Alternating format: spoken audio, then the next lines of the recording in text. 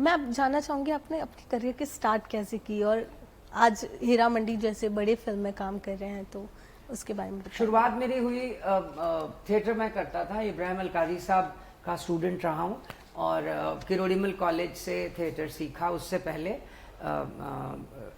इब्राहिम अलकाजी साहब से पहले किरोड़ीमल कॉलेज में द प्लेयर्स ड्रामेटिक सोसाइटी, वहाँ थिएटर सीखा। तो समझ आई थोड़ी थोड़ी चीज़ें। फिर अलकाजी साहब ने सर पे हाथ रखा, वहाँ बहुत कुछ सीखने को मिला।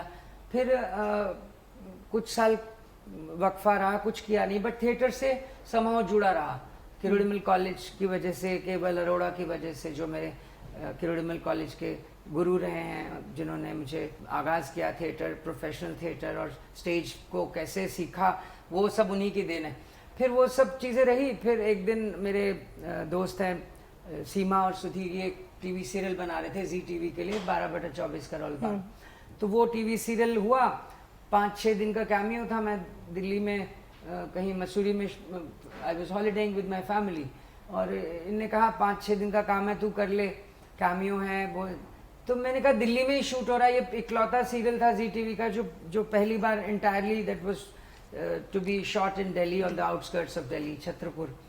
तो फिर वो 5-6 दिन तो क्या ही होने थे, वो बढ़ता चला गया, कैरेक्टर हिट हो गया, अवार्ड्स मिल गए, नॉमिनेट। फिर वो 5 दिन तो, और ये 15-16 साल हो गए।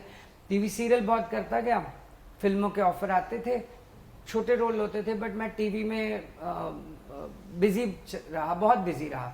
और गॉड हैज़ बीन काइंड, और खूब काम भी किया, टीवी की एड्स किया, एड्स करी बहुत सारी। फिल्मों के ऑफर होते थे, रोल छोटे और डिसइंटरेस्टिंग साउंड होते थे, बट टीवी में मैं जो कर रहा था उसमें मैं बड़ा भी काम करता था, लेंथ वाइज भी, और टीवी की जो रीच थी उस जमाने में, टीवी सीरियल्स की रीच बहुत हुआ करती थी।